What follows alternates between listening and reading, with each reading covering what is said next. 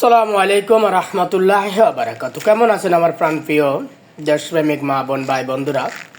আশা করি সবাই ভালো আছেন। সকলের দোয়া আলহামদুলিল্লাহ আমি ভালো আছি। তো সকলের মাঝে একটা মেসেজ দেওয়ার জন্য আমি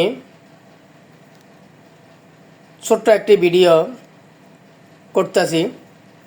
মেসেজটি হলো বাংলাদেশের পররাষ্ট্রমন্ত্রী জুনাকে বানিয়েছেন বর্তমানে নবনির্বাচিত সরকার। সে পররাষ্ট্রমন্ত্রীর বক্তব্য শুনে আমরা হতাশ হয়েছি এবং তীব্র নিন্দা জানাই যে উনি এক সপ্তাহের ভিতরে ভারতের সাথে বাংলাদেশের রেল যোগাযোগ এবং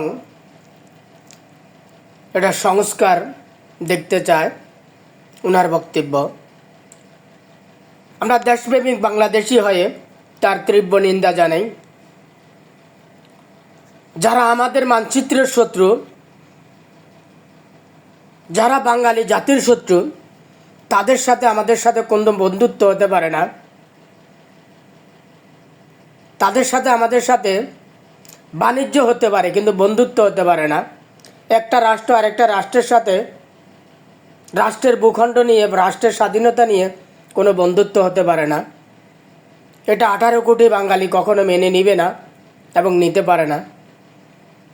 তাই সবাই এই নিয়ে কথা বলার জন্য সকল শ্রেণী পেশার মানুষদেরকে আহ্বান জানাচ্ছি যেন এমন কাজ যেন বাংলার মাটিতে যেন না হয়।